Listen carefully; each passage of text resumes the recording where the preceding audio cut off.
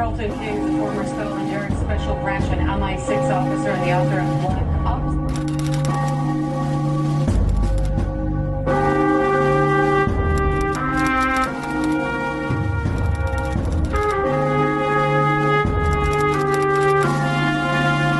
I was undercover for Special Branch in a jihadi organisation.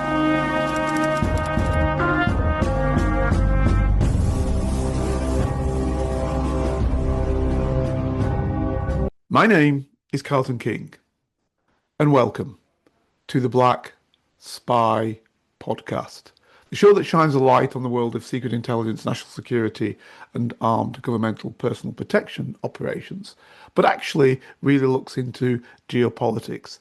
And normally I do that with the thruple, or indeed one or another of the thruple, or sometimes with other guests. Today, because she hasn't been on for a while, we've got one of the thruple back. The other of the thruple, we will explain why she's not here. So without further ado, let's get into it. Fergus, good to have you back, kiddo. Tell us something. Hi.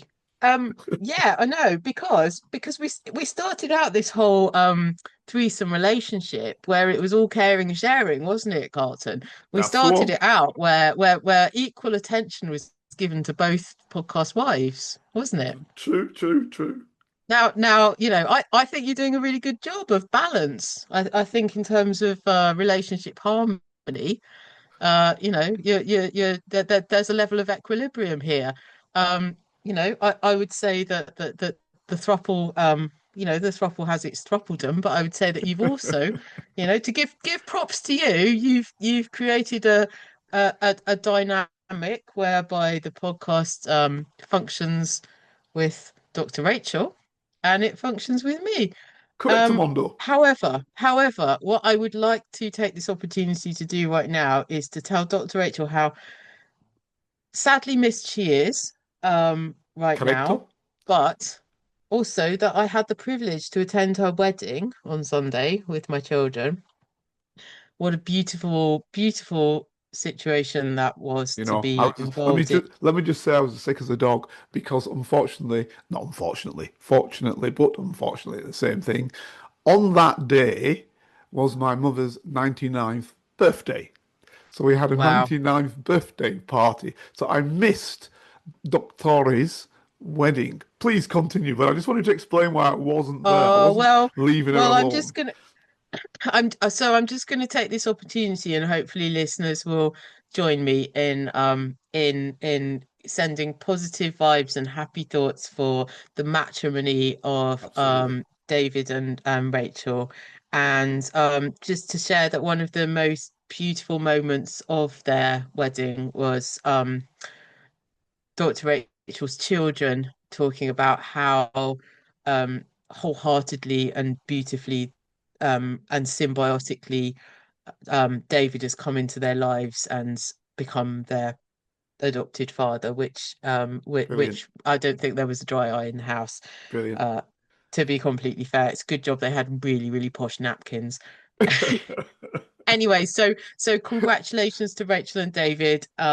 We wish you all the best and every bit of love in the world. Absolutely. And congratulations to Mummy Carlton for her 99th birthday. 99 is do you still get telegrams? Does the king write telegrams? No, it's Is 100. She going after that? It's 100. You've got to wait for 100 for the Kernish, for the king to say well done. So but is it a telegram though? Because you don't get telegrams anymore, do you? Yeah, well, this is it. I think it's a card. I don't know because we've not got there yet. But obviously, we're hoping Can you for the year. Can you imagine the day that it's a TikTok or a Snapchat or something? It might be now. Who knows? Trying to get down with the kids. It may be that they sent some sort of TikTok thing. Who knows these days? It's an interesting question though, isn't it? Because so much of what the royals are doing sort of kowtows to social media and public interest anyway, doesn't it? True, So true, true, true. so They've got to keep themselves even relative, it, I mean, even my relevant, I should children, say. Yeah, I think, we've gone for I even, we used to, like, years ago, maybe like 10 years ago, when the children were babies, and we used to have those things that I guess maybe are familiar to other parents, where you have like a sort of bit of ribbon with clothes peg with like pegs on them, and when you get Christmas cards you sort of peg them up and you yeah. hang them over your, so I got rid of those because we don't get that many Christmas cards anymore. I mean, we get a few, we don't get them anymore. Well, you see, And that's interesting you say that, because that's a very clear showing of how the world has changed. You're absolutely right. I didn't even think about it, but you're absolutely right.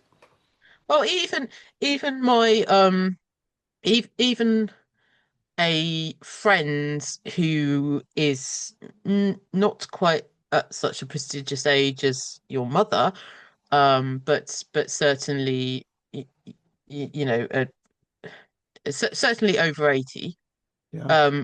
who would always, I would even buy a special Christmas card for her because she would always love to have, the handwritten Christmas notes from the children. Even she sent me an email this year. This is it. This is it. But my children are kind of like, oh, what do we do with the Christmas cards? Like, what do we, you know? What are these? What And are these? well, kind of. So just to circle back, I mean, I wonder if there's something more meaningful that someone who's reaching their first century could be gifted from the king.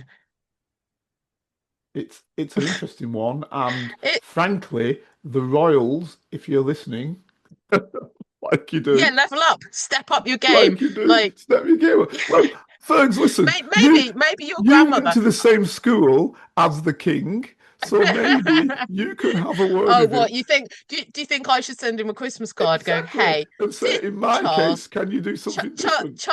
Charlie from the back of the bike sheds, dear Charlie, level up on the You're whole not meant to Christmas card talk about the thing. back of Like, the bike l sheds, are you? no, no. I mean the back of the stables. Right. Exactly. Exactly. But you know what? Right. So look, just for the benefit of the listeners, we're gonna do a bit of a Christmas card to the audience, really, aren't we? Yep. We did this before. We did a roundup of the sort of year's news and sort of, It's last year, wasn't it? whatever. Yeah. We all got really angry about it, but it was kind of funny. Um, but one thing has just kind of sprung to mind that this has just made me think of now that we've gone off on one about Christmas cards. But we are 25 years post millennium, Hmm. right? I mean, I think anyone that was alive then can remember what they were doing at the millennium. Can Agreed. you? Yeah, Agreed. Totally and right? utterly. Yeah, I can. I mean, it wasn't the best night of my life, but I can remember what I was Wasn't doing. the worst either, was it? No. Yeah, there you go. Um, it was probably one of the most expensive nights of my Right, life in okay. terms of Okay. getting from A to B and Yeah. et cetera, et cetera. But no, it wasn't. But I can remember, and I think lots of people will share that. But um, one of the things it did make me think about was Pope John Paul II at the Hmm. time. Um, Now I can't remember exactly, but I can sort of remember there was some kind of moral goals that were put in place, and I think it was and it was quite bold. um I mean, obviously he kind of went down the route of saying, everyone should be a bit more spiritual and everyone should be a bit kinder to each other, and all the rest of it. But he um he kind of he made some promises about world peace and child hunger and sort of erase. But one of the ones that sort of sticks in my mind was he talked about getting rid of the third world debt. Um, and obviously this came from a sort of papal stance, a kind of Hmm. papal viewpoint. But he was sort of saying, like, look, let's just get over let's get over global conflict. Let's deal with child poverty. Let's kind of let's all live under this sort of spiritual utopia, etc. But he was quite um he was quite hyper focused on economic justice. Um, so like I say, I mean, I don't have the stats to back this up, but it just made me think when we were talking about Christmas cards that actually, I one thing I do remember, because the media obviously made a big furore about it, was Queen Elizabeth II at the time, in terms of her millennium messaging. She sort of she was very um she kind of turned the lens on herself. She talked very much about her own service to the the country and her own sort of length of service, and she kind of talked about how uh she she kind of repeated a constant sort of theme about her level of service. She came to the throne aged 21. She was part of the Commonwealth. And there was this sort of um it was almost like she was saying that she'd endured this continuity, sort of on our behalf. And she was kind of saying, look, she's here. She's like the hero of the Commonwealth. She's supported, she's so proud of the Commonwealth, and then at the same time she was kind of saying, like, look, um she's so proud to be the head of the church, and etc etc. But then at the same time, the Pope's kind of saying, look, I'm really sorry about everything. Hmm. And actually we need to get on with it, and get rid of all of this conflict, and we need to sort it. And he made, he literally, I mean, the actual Pope was referencing the global economy, whilst the Queen was sort of just going, oh, isn't it wonderful to be rocking around in tiaras in Commonwealth territories. But if we just take a moment to think, right, we're 25 years on, what's actually happened? Has anything happened? And then just think about yourself. Like, at the time of the millennium, lots of people sort of made promises to themselves. Lots of people said, right, we're going to step forward and change the world. I mean, obviously, climate change kind of ramped up. Uh, I mean, even like, think about. I mean, sorry, I'm going to let you talk in a minute, Carlton. I promise, because Oh, I'm I'm just happily sort listening. because I'm kind of going down a rabbit hole. But Yeah.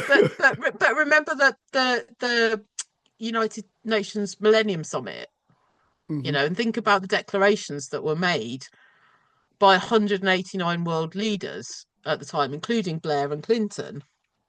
I mean, and I think top of the list was eradicating poverty and hunger, and empowering women. Like, gender equality was maybe second or something.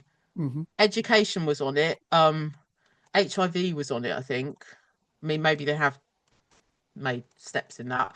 I mean, I can't remember, but it was really sort of powerful, because Clinton and Blair, like, actually both sort of, they kind of both agreed with, I mean, it was like a sort of Miss World thing, wasn't it? I mean, they both agreed on poverty reduction and world peace, and the UN being the driving force for Well, I think the getting. beauty of what you're saying there is, and you put it in the Miss World way, Mhm. is that when the Miss World individuals come out, um, some of them in front of Trump, as it was in those days, remember? He held Mm. them as well. Yeah. Oh God, Um, yeah.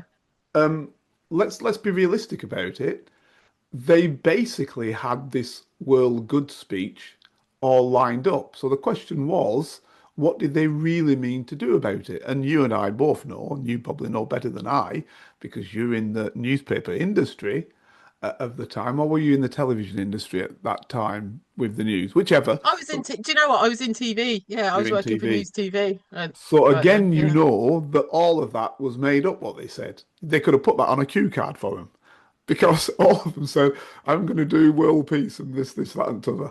Well, in reality, they couldn't give a monkey's own, just want to win the competition and make money from having won the competition. And I'm not being negative to any individual, but you know that that's what the circumstances. Somebody couldn't turn up and say, well, actually, I don't really care about what's happening in the world. I just want to win the competition. Nobody, because it won't get voted through. So I would push that up the line to the world leaders as well, frankly, and to the Queen as well, frankly. You talk about the Commonwealth. What is the Commonwealth? What is the United Kingdom's position within the Commonwealth, and hence the Queen's position in the Commonwealth? Obviously, for many of those Commonwealth countries, fewer now than what was the case back in the millennium, the British royal family was still the head of state. And for of those countries, and for most of those countries, it's frankly because they hadn't bothered to change it because of the hassle it might bring within that particular country, whichever it might be, from Canada to Australia to some of the smaller Caribbean countries, um, to some But of it's the Trump's blueprint, isn't it? I mean, return to sovereignty is Trump's, Yeah, like but he, this is the thing. And I mean, let's be realistic about it. If you don't have the Queen as a head of state in those sort of places, um, um, then what you've got to say is who is the head of state of Canada? So the Canadians are going to be arguing amongst each other about who actually gets the role as the head of state. And that opens up an even bigger question. What should the head of state be in terms yeah, of, and and should and it be and a actually, president? one of the things I was going to say about in our lovely sort of advent calendar of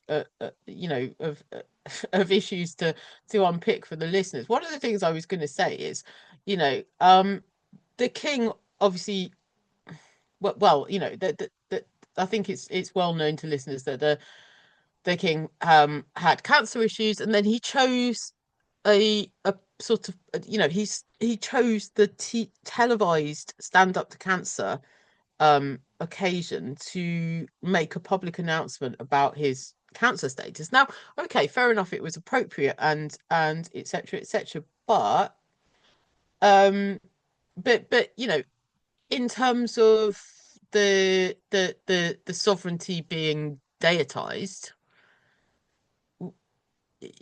I think there were a lot, it was raised. I think it sat differently with a lot of people.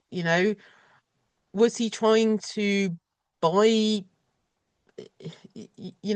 buy emotion, or was he trying to sort of jump on a zeitgeist of public emotion, or etc etc. I mean, Fergs, come go on, on. Fergs. You're a newspaper Look, person. we know, You know this. You're but a you just newspaper person. Come on. And I'm absolutely not being cynical. I know the answer. I know the answer, but to circle back to your question about what's the expectation of a sovereign, well, is it that they go on a fundraising, you know um they go on a prime TV fundraising evening to update on their medical status. But it might be if that sovereign, okay, head of state, if that head of state is only the head of state by virtue of birth. You see, Yeah, exactly. I mean, like, so what you've got to look I did. at, what you've got to look at, folks, just let me just finish this point. What you've got to look at is when they're doing this, right? And if let's say Australia, I think is the closest so far, back again because it was there before, but it's coming back again to change it. The problem for the Australian will be, right, is that Australian person that takes up, and they'll call him or her a president, right? Does that person then take some of the mantle of the prime minister? You see, this is where the problem lies. So they've got to look at their full system. If you've got some foreigner in the United Kingdom being their head of state, you don't need to ask yourself those questions. The head of government, as the Prime Minister, runs the show. But the moment you put a president in there, somebody above and beyond the head of state, who is the de facto head, as you put it, the sovereign, the head of state rather than head of government, which has longevity above and beyond potentially the head of government, then you've got to ask yourself, does that head of state also get governmental powers? And do you make them, to make it easy, do you make them like the United States president, or do you make them like the president of Ireland? You see what I'm saying? In terms of the power within that political system. What if you have somebody Oh, from the absolutely. outside, you don't have I those mean, it's funny. questions. It's funny actually, like, something that my children were joking about. So when Princess Catherine, formerly Kate Middleton, and um the current Prince of Wales and now her husband were at St Andrews University together, Hmm. and he was obviously Prince William, and they were dating.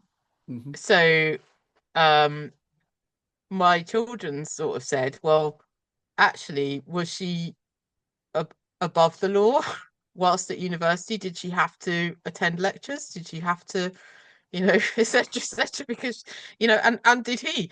Um, but yeah, no, I think this is a really, really interesting point because, in terms of national identity, do you?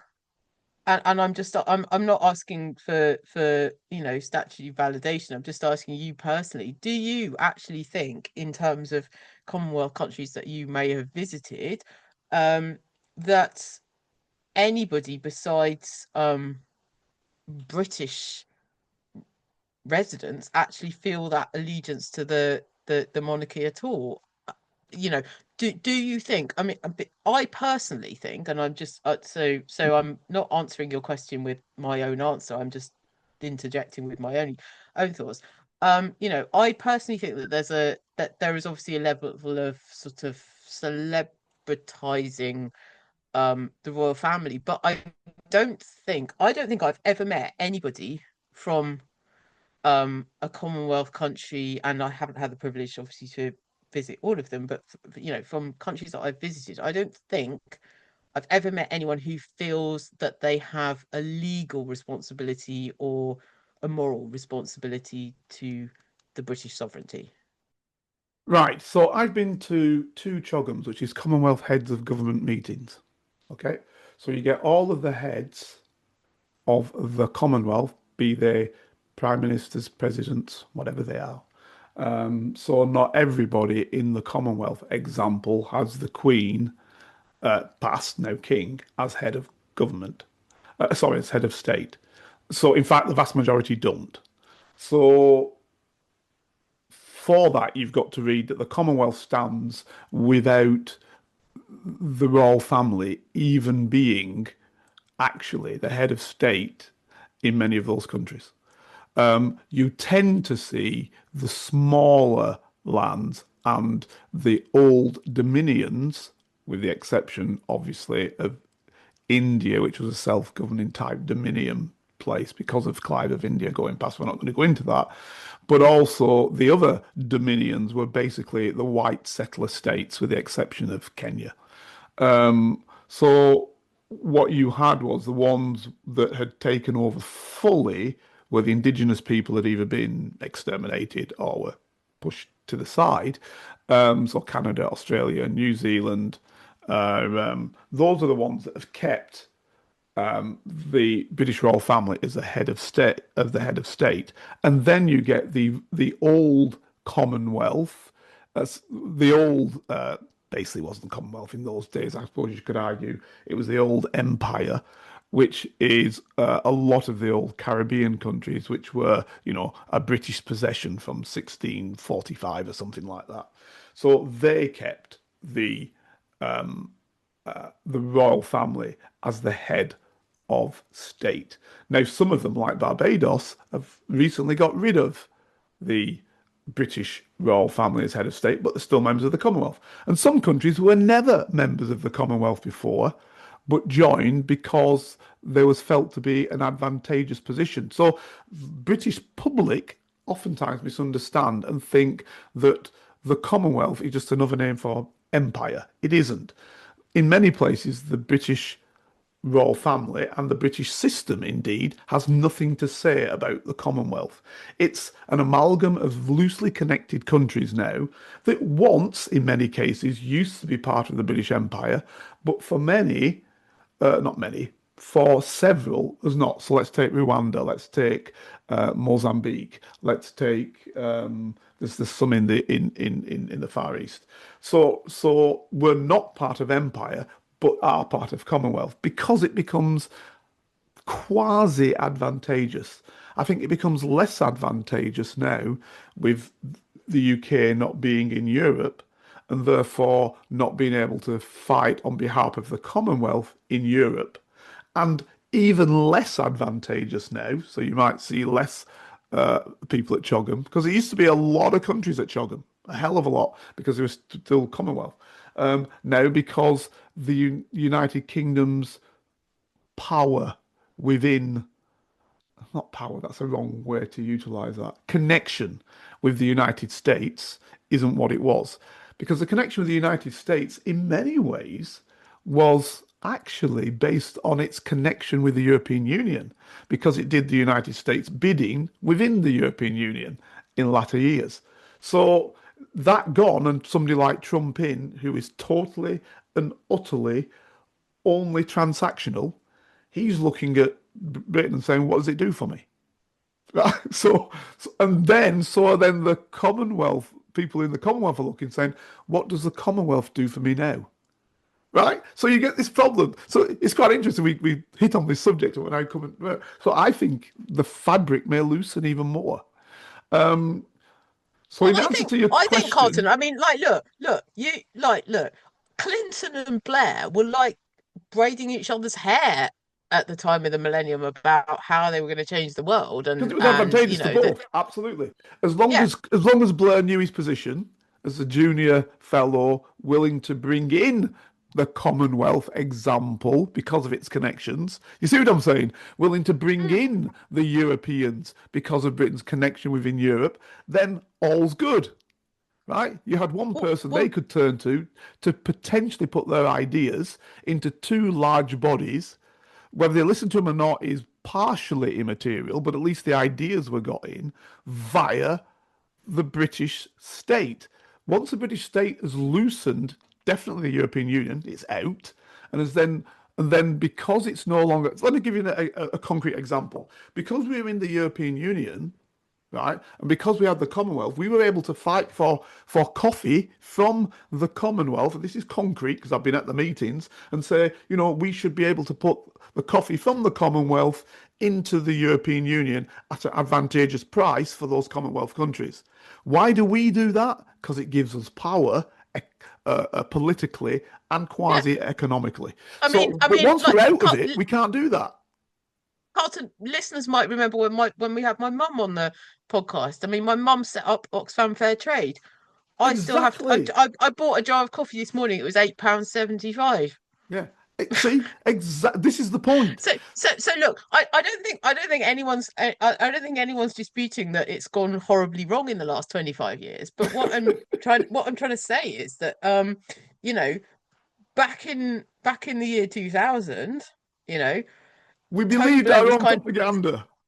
Well, Tony Blair was kind of like exuding this sort of faux optimism, but because and high-fiving Clinton about all of this stuff, and the UN declaration was kind of like look, all the leaders of the world are going to fix poverty, they're going to educate children, they're going to save the planet, we're all going to be nice to one another, like blah blah blah, right?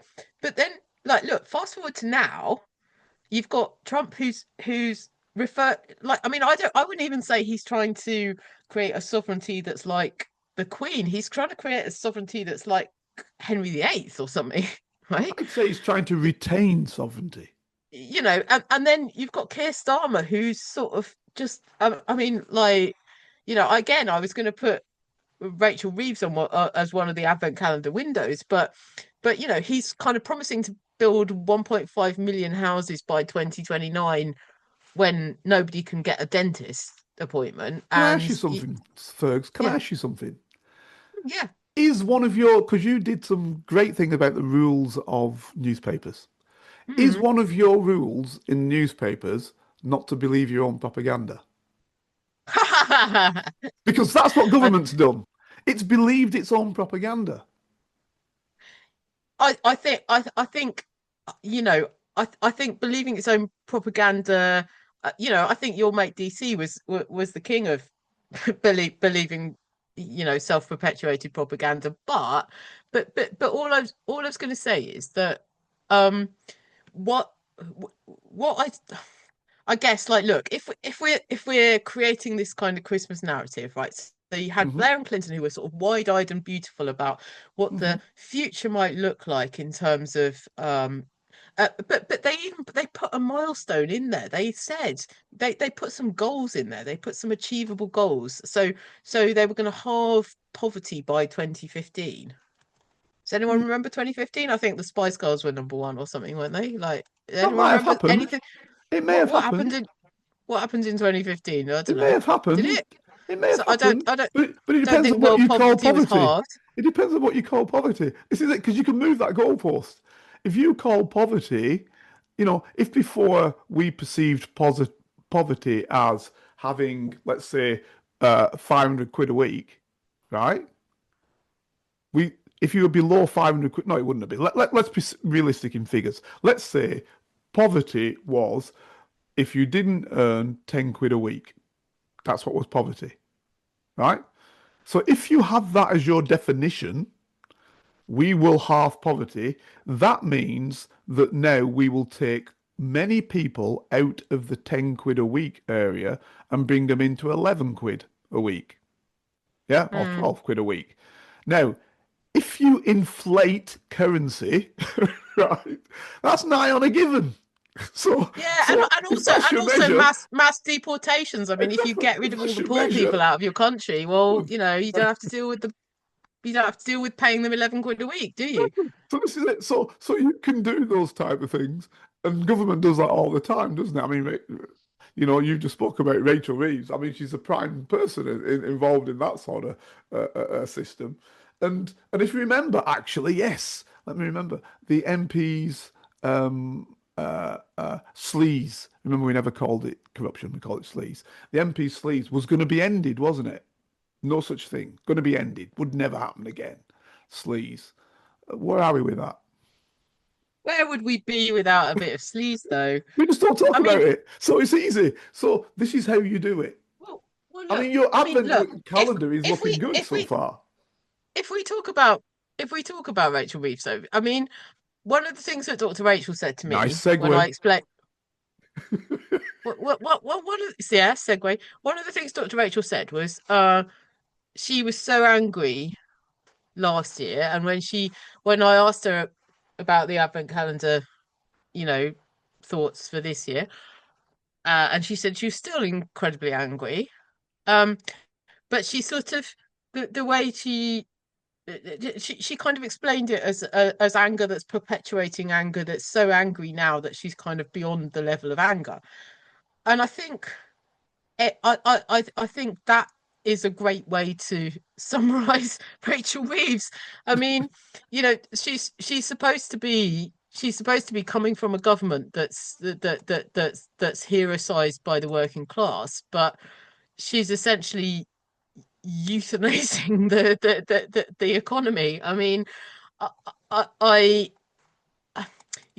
that there are many things in my personal life at the moment that I sort of say I have no words for, but her behaviors and even her end game, I sort of just look at it and I have no words. I mean, she's pulled the rug out from the self-proclaimed guardian of the working people has just sort of pulled the rug out of working people, a working person's income to the extent that they quite literally, have no clue about how they're even going to live in 2026.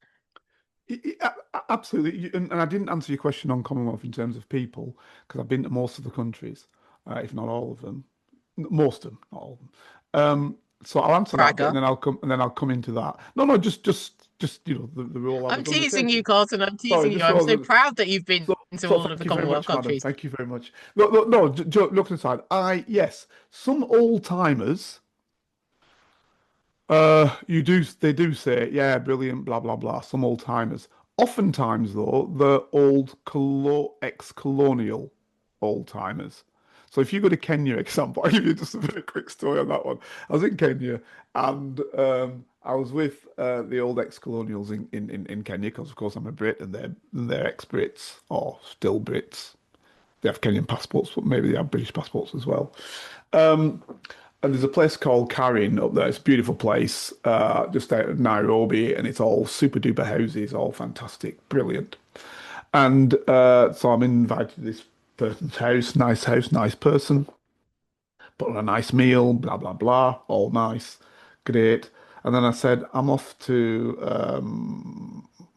Eldoret. I think it was. I was there, up country, a couple of 400 miles or whatever. Oh, when you go, tell let's use the word Jacksons, that we said blah blah blah. Or I said, well, I'm not going round that Jackson. Oh, the Smiths. Tell the Smiths blah blah blah. I'm not going towards the Smiths. And then they said 4 or 5 other names. And then I said, no, I don't think I'm going. They said, oh, well, who are you going to then? It's like a place with like 1 million people living there, but but because I wasn't going to visit any of the 5 ex-colonials, there is nobody there. Did you see what I mean? So Yeah, it's well, that mentality. You must know that from Godson, right? So it's that mentality. Because I'm not seeing them. Who are you seeing? Because nobody else of any import is there. Well, actually, there's people from government there, of the Kenyan government, who are important for Kenya. But it's for them, it's not, because they're still living back in the past. Now, these people will be very proud of the Commonwealth because they perceive it as the empire. Do you see what I'm saying? But if you hit on the indigenous people, for want of a better word, whether they're indigenous or not, so let's hit to Australia, where I was working with the Australian Federal Police, and there was a big flood, and this is quite important.